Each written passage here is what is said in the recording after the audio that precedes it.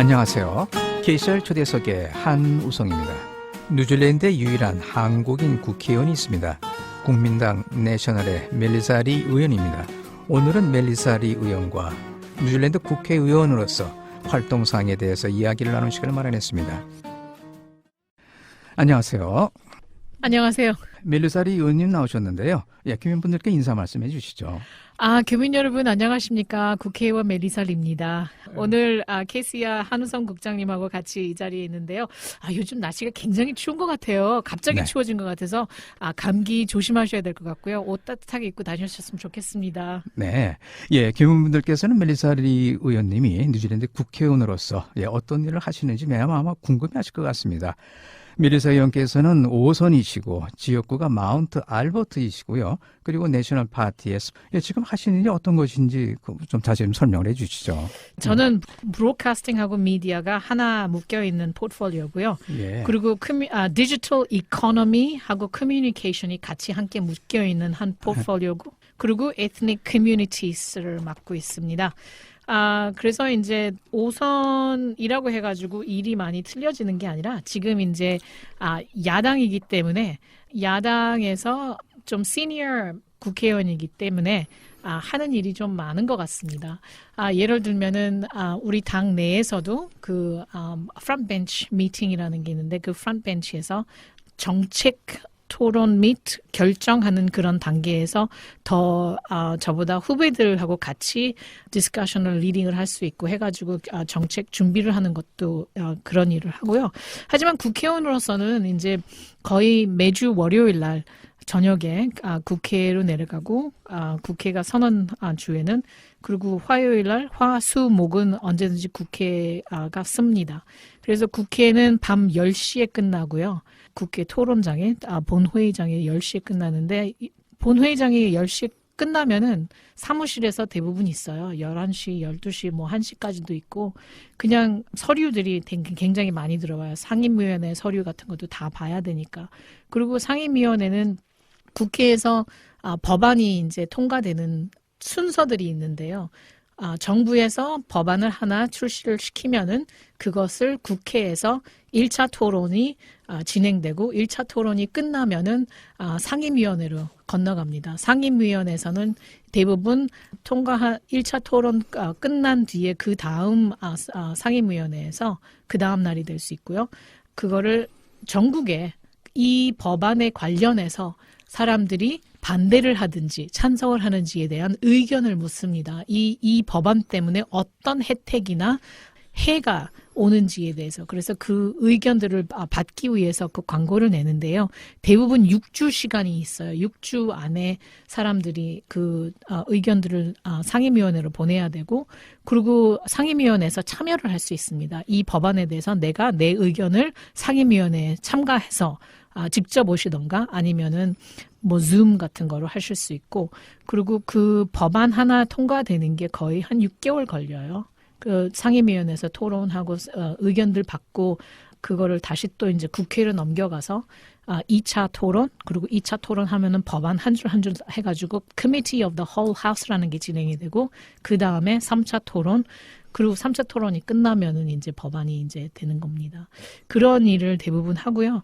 저는 또 이제 제 포트폴리오가 여러 개이기 때문에 예를 들면은 방송과 통신 그리고 디지털 이코노미하고 커뮤니케이션 이거는 텔레커뮤니케이션스 인프라스트럭처에 관련되는 건데 저는 특별히 휴대폰, 텔레커뮤니케이션스, 모바일폰 테크놀로지나 모바일폰 타워라든가 아니면은 rural connectivity, 인터넷 관련해서 굉장히 많이 사람들하고 얘기를 많이 합니다. 예를 들면은 정부에서 지은 모바일 타워가 자기네 동네에 제대로 혜택을 주지 못한다는 그런 의견들을 받으면 내가 이제 인베스티게이션으로 들어가는 거죠. 그래가지고 예를 들면은 남섬에 있는 자그마한 동네에서 그레이마우트에서 한 10분 거리 되는데 정부에서 지은 셀타워가 바닷가 근처에다가 지은 거예요. 근데 이 사람들이 잘못 지은 거죠. 왜냐하면 그 바닷가에서 그 동네까지 하려면은 조그마한 산을 건너뛰어야 되는데 산이 이게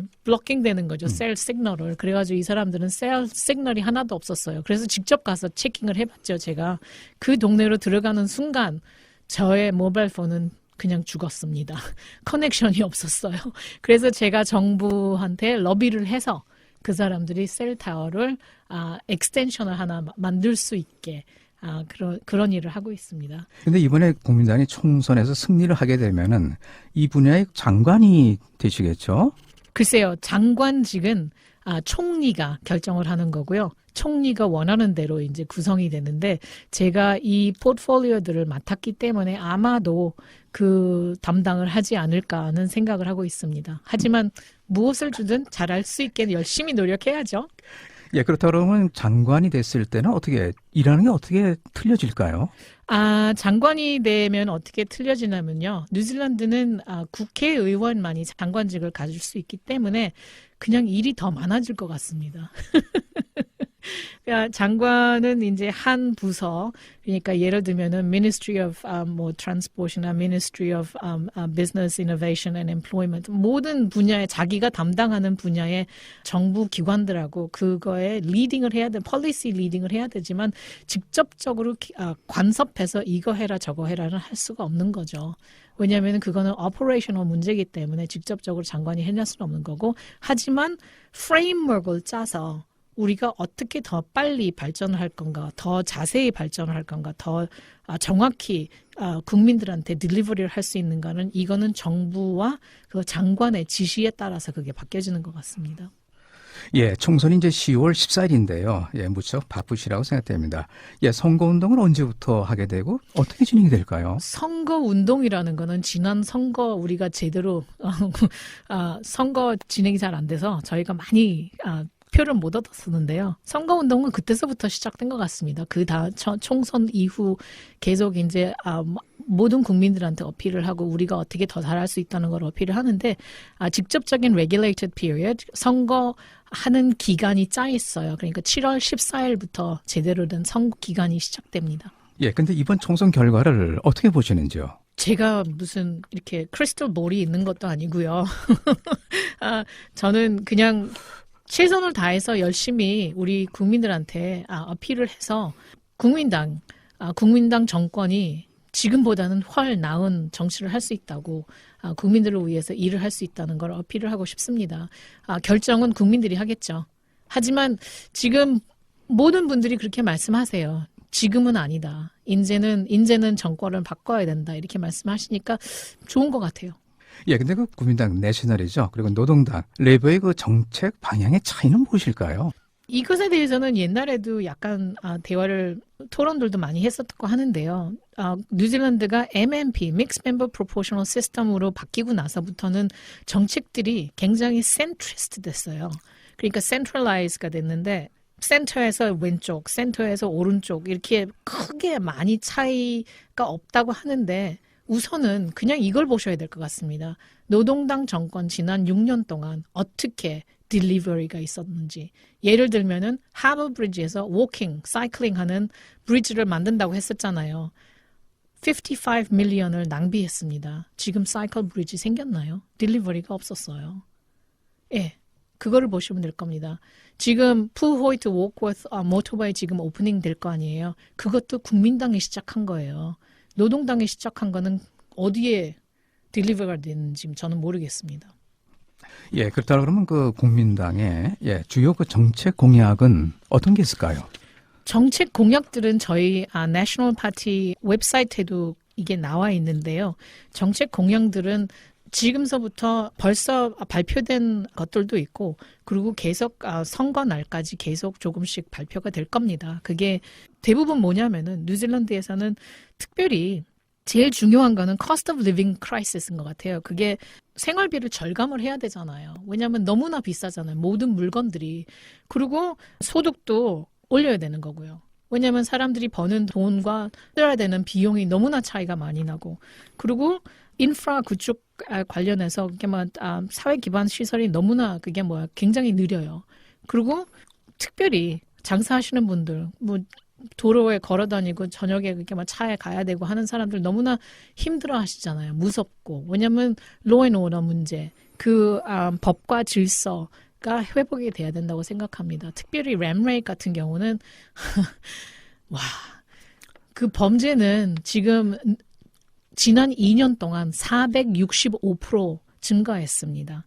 그리고 뉴질랜드에 지금 감옥에 갇혀 있는 분들의 숫자가 30% 줄어들었어요. 범죄가 465%가 증가했는데 감옥에 갇혀 있는 사람은 30%가 줄어들었어요. 그러면 이거는 뭐라고 말을 할까요? 우리 뉴질랜드 법은 사람들이 무서워하지 않는 것 같아요. 범죄를 지르고도 영창이 안 가니까 이거를 제대로 잡아야 될 것 같고요. 그리고 특별히 건강과 교육 분야에서 굉장히 걱정이 됩니다. 웨이팅 리스트, 수술을 받아야 되는데 퍼블릭 호스피털에 가서 수술 받으시려고 하면은 어마어마하게 오래 기다려야 되고, 저는 제 아들이 2주 전에 사고가 났거든요. 베스파를 타고 가다가 오른쪽에 있는 차가 앞으로 그냥 꽉 질러가는 바람에 갑자기 브레이크 밟았거든요. 그런데 그 차에 밟혔어요. 그래서 어깨 쪽 지나가고 헬멧을 쓰고 있는데 타이어가 그 바퀴가 머리를 지나가는 상황이 크게 다쳤거든요. 근데 병원에 갔는데 액시던 같은 것도 오래 기다려요. 오후에 다쳤는데 다음날 새벽에 스캔되고, 그러니까 엑스레이, 그게 너무나 오래 걸리잖아요. 그러니까 급한 마음에는 진짜 미칠 것 같을 것 같아요. 기다리는 상황이. 그게 뉴질랜드의 호스피털이나 그 메디컬 인프라스트럭처에도 문제가 많은 것 같고, 교육은 더더욱 더해요.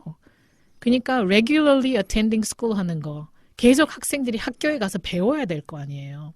근데 학교에 안 나오는 학생 숫자가 어마어마하고, 그리고 학교에서 매일 reading, writing, maths, 이걸 읽기, 쓰기, 수학 배우는 게 특별히 어린 학생들, 초등학생들이나 이제 중학생들한테는 굉장히 중요한 거잖아요. 베이식스가 필요한데 이거를 매일 안 하는 거예요, 학교에서. 한국 교민뿐만 아니라 전부 ethnic communities, 소수민족 분들하고 제가 대화를 많이 하잖아요. 다른 다민족 분들한테도 많이 하는데 굉장히 걱정이 크세요. 우리 아이들의 교육 문제에 대해서 이거를 어떻게 할 건가. 이런 정책에 대해서는 law and order와 범죄와 질서에 관한 거는 저희는 젊은 반복되는 범죄 아이들, 이런 애는 집에서 데리고 나가서 military youth camp 같은 데서 질서를 가르치고 법을 가르치고 personal responsibility를 가르쳐야 된다고. 그리고 mentoring, 그게 군대식으로 군인들과 함께 집에서 떨어져서 그걸 배워야 될 것 같고요. 그래서 그거에 대한 폴리시도 있고, 그리고 교육에 관한 거는 매일 적어도 1시간씩 reading, writing, maths를 학교에서 가르쳐야 된다. 매일. 네. 예, 일반적으로 이제 사람들은 이제 국민당은 부자를 위한 당이고, 노동당은 가난한 사람들을 위한 당이라는 인식을 가지고 있는 사람들이 적지 않은데요. 어떻게 생각하시는지요? 노동당으로 인하면은 1년에 7만 불 버는 사람도 부자예요. 그렇기 때문에 7만 불 버는 사람들도 다 국민당을 지지를 해야 되는 상황이겠네요. 그리고 요구를 하더라고요. rich more라고. 근데 국민당은 부자를 위한 당이 아니라요. 국민당은 나라에서 전략을 하면서 사람들이 필요한 것에 정부의 도움이 있어야 된다고 생각합니다. 예를 들면은 얼마 전에 prescription fee에 대해서 나왔잖아요. 정부에서는 모든 사람들이 다 그 5불씩 prescription 하나에 5불씩 내잖아요. 근데 리밋이 100불이에요. 그러니까 20개를 prescription을 받으면 100불이잖아요. 그 이후는 돈을 안 냅니다. 하지만 노동당에서는 모든 사람들이 멀티밀리언 애들도 5불씩 안 내는 걸 갖다 구성을 한 거예요. 사람들은 돈 안 내면 좋겠죠. 하지만 저희 당은 정부는 돈을 벌지 않습니다.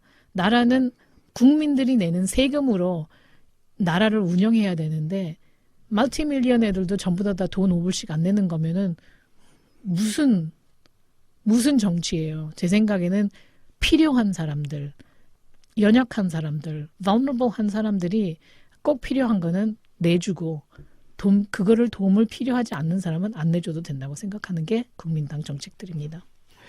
주택 투자자들은 국민당이 집권하면 집값이 오를 것이라는 기대감으로 현재 주택 판매를 보류하고 있다는데요. 집값이 오르면 젊은 층과 인구의 3분의 1, 예, 세입자들이죠. 예, 집을 가질 수 없는 고통을 겪게 되는데요. 어떻게 생각하시는지? 근데 그거는 굉장히 큰 오해인 것 같습니다. 어떤 사람들은 노동당 정권이 들었으면 집값이 굉장히 싸졌다고 이렇게 생각하는데 집을 갖고 있는 사람한테는 굉장히 좋지 않은 거잖아요. 왜냐하면은 이거는 이코노미의 문제인 것 같습니다. 인플레이션도 많고, 근데 어마어마한 지금 인트레스트 레이트 같은 경우에는 모기지를 내야 되는 사람들이 8% 이상 내고 있습니다. 그러면은 이거는 어마어마한 부담인데요. 저는 경제를 살리고 그 경제를 살린 이후에 모든 사람들의 그 소득이 증가되면은 집이 비싸더라도 살 것 같습니다. 그리고 모기지 부담도 적고 인플레이션도 줄어들 거고. 근데 문제는 뭐냐면 뉴질랜드 인구가 계속 늘어나는 걸 갖다가 예상치 못하고 저희 국민당도 마찬가지였었어요. 예를 들면은 국민당 정권 때 하우징의 문제를 갖다가 얼만큼 큰 문제라는 걸 갖다가 터득을 못했던 것 같습니다. 집은 더 많이 지어야 되고 집이 필요한 사람들도 더 많은데 집은 모자라고 하면은 집값이 계속 올라가는 거죠.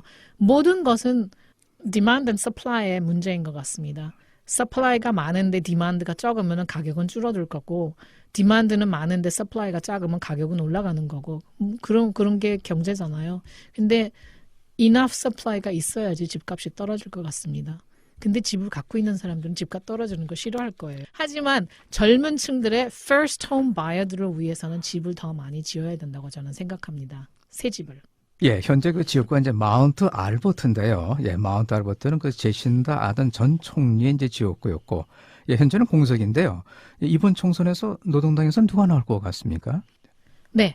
그분은 헬렌 화이트라는 리스트 MP고요. 지난번에는 오클랜드 센트럴에서 출마했다가 리스트 MP로 국회에 있는 사람이고 저랑도 친해요. 나이도 비슷하고. 예, 마운트 알버트는 노동당의 텃밭이라고 할 수 있는데요. 이번 총선에서 어떻게 그래도 승산이 있겠죠?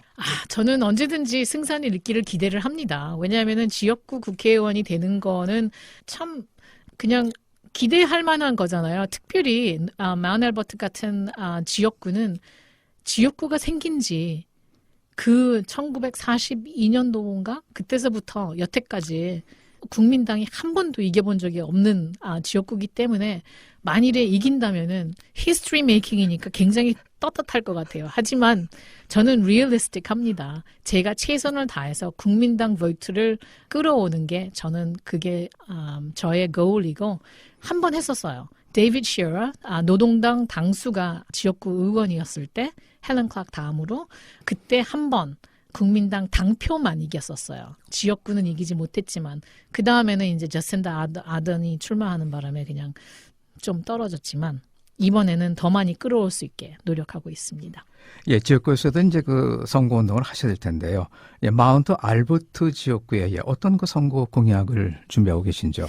마운트 알버트 지역구에 특별하게 공약은 한국하고 약간 좀 틀려요. 왜냐하면 지역구마다 따로따로 이렇게 하는 게 아니라 그냥 팸플렛 같은 거 할 때 약간의 차이점은 있지만 모든 폴리시들은 비슷해요. 특별히 이게 MMP이기 때문에 뉴질랜드는 당표로 정권이 결정이 되는 거잖아요. 그래서 당표를 이기는 거가 초점이고요. 지역구를 이기는 거가 특별히 의미는 있겠지만 그게 중요하진 않아요. 그러니까 의석 숫자를 결정을 하지 않기 때문에 그래서 이제 국민당의 몇 가지 폴리시들이 특별히 한 게 있는데 예를 들면 아까 말씀드렸듯이 생활비의 절감, lowering the cost of living, 그리고 소득 증대, 사회 기반 인프라 구축, 그리고 법과 질서 회복, 그리고 건강과 교육 분야의 개선과 발전을 우리가 계속 이렇게 그 분야에 대해서 굉장히 많이 얘기를 하고 있습니다. 기초가 잘 돼야 될 것 같아요. 왜냐하면 기초에서부터 지금 허틀어진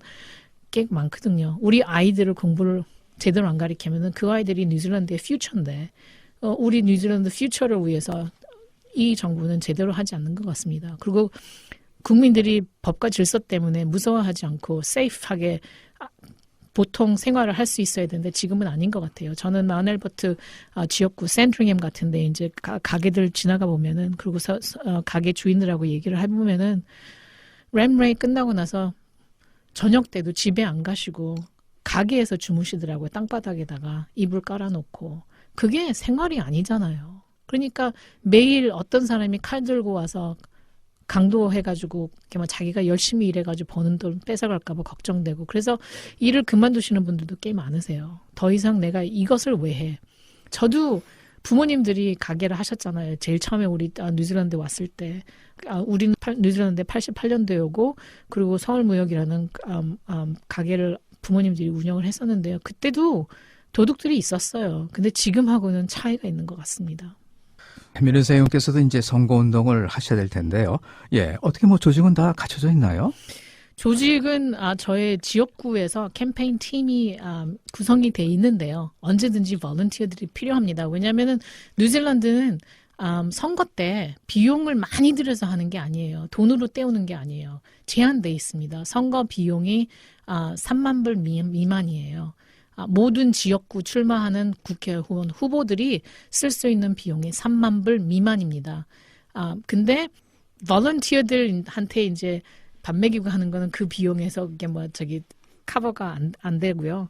근데 이제 officially 커버하는 게 이게 몇 가지가 있어요. 예를 들면은 hoardings, 저의 얼굴 박혀 있는 벽판 같은 거 그런 거의 비용, 그리고 캠페인 팸플렛 돌리는데 비용, 그리고 선거 때 전화 돌리는 비용. 그러니까 비용들이 많아요. 근데 사람도 더 많이 필요하죠. 도어 너킹하고 팸플렛 돌릴 분도 많이 필요합니다. 예, 교민분들이 이제 자원봉사로서 멜리사리 의원님을 돕고 싶다면 어떻게 하면 되고 주로 또 어떤 일을 하게 될까요?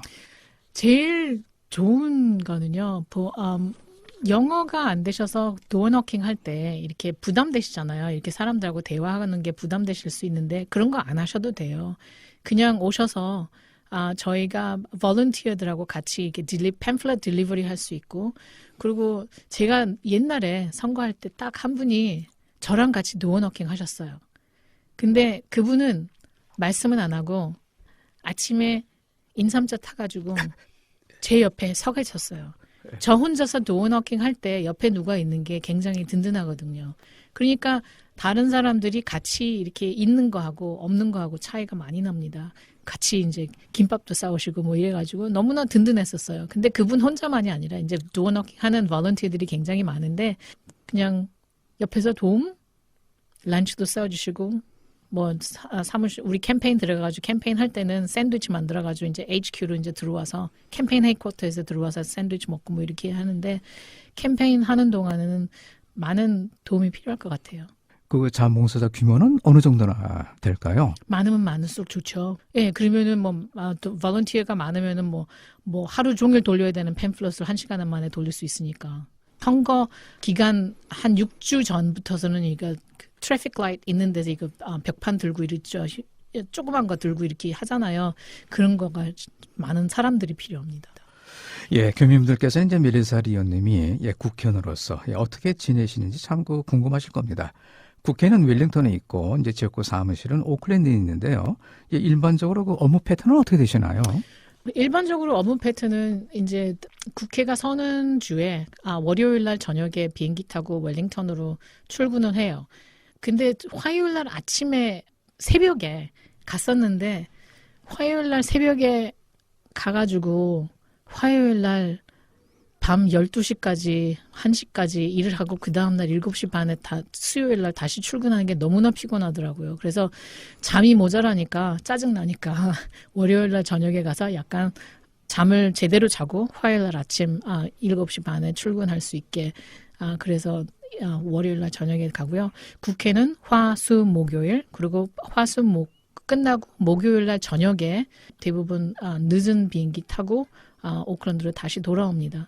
근데 이제 월요일이나 금요일 지역구 사무실에 있는 데도 있고요. 어떤 데는 이제 대부분 보시면은 주말에는 그 행사들이 굉장히 많아요. 주말에도 그게 뭐 어떤 때는 뭐 7, 8개 행사들을 갖다가 커버를 해야 되는 하루에 거 있고, 그리고 뭐 지역구에 이제 만나야 되는 사람들 이렇게 지역 주민들 이렇게 만나야 되는 사람들도 있고 이래가지고 하여튼 민원들을 꽤 많이 보고, 그리고 제 보좌관님하고 저가 한국 교민분들을 위해서 카톡방을 만들었었잖아요. 그때 코로나 때 때문에.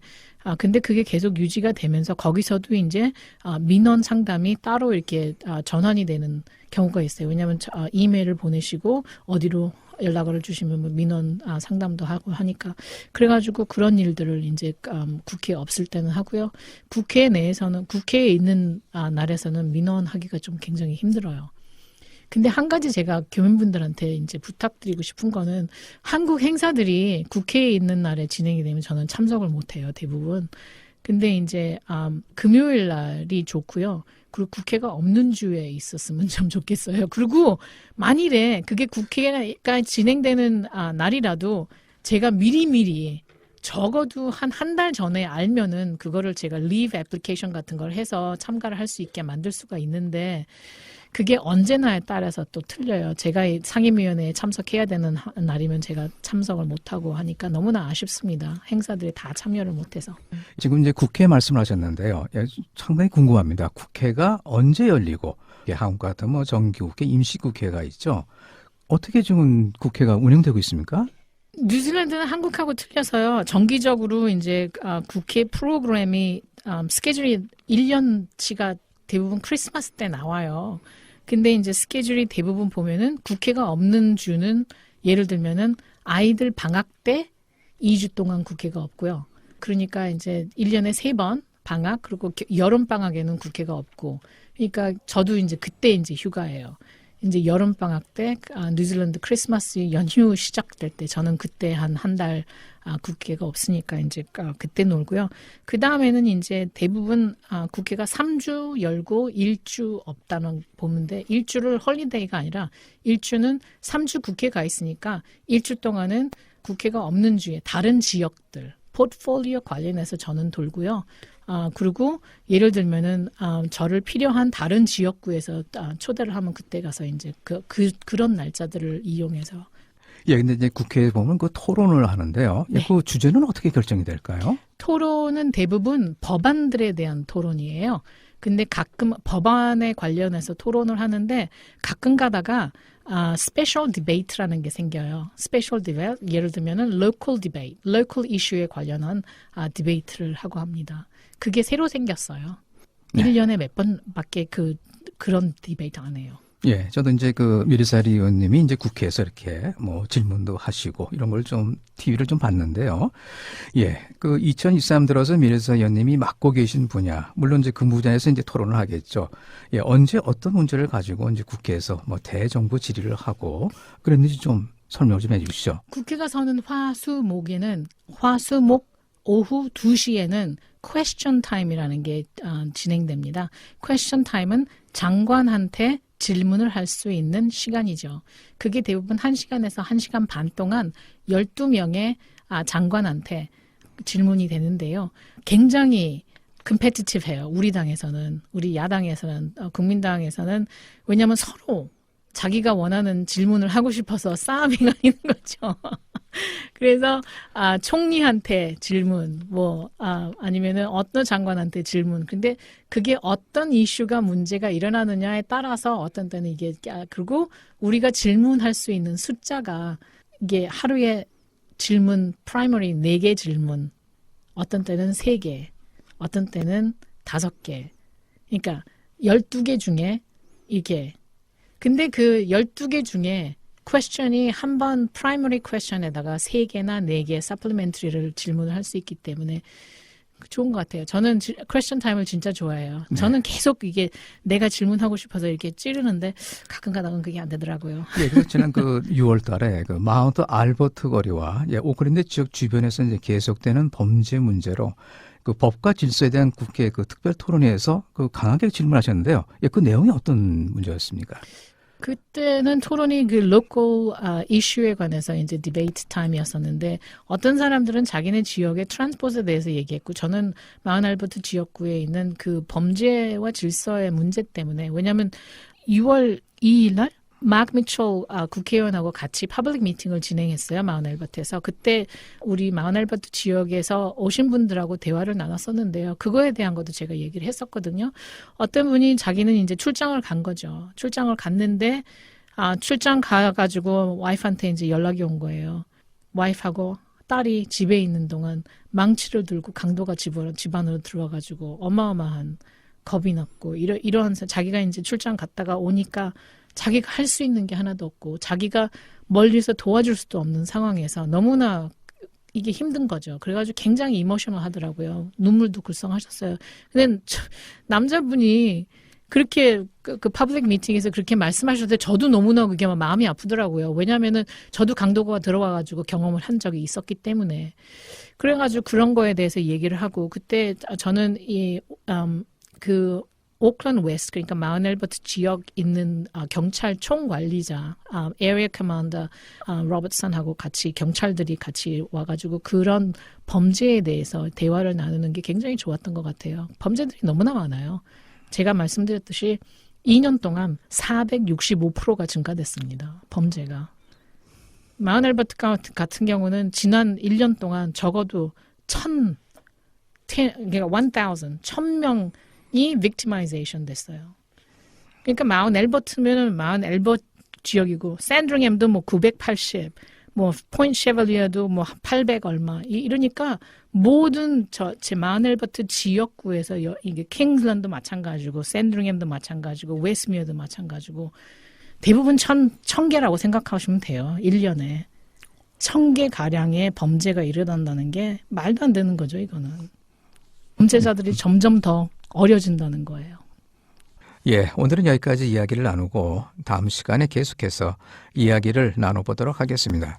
감사합니다. 오늘은 뉴질랜드의 유일한 한국인 국회의원인 국민당 내셔널의 멜리사 리 의원과 이야기를 나눠보았습니다. 지금까지 진행의 한우성이었습니다. KCR 애청자 여러분 고맙습니다. 다음 시간에 다시 또 뵙도록 하겠습니다. 감사합니다.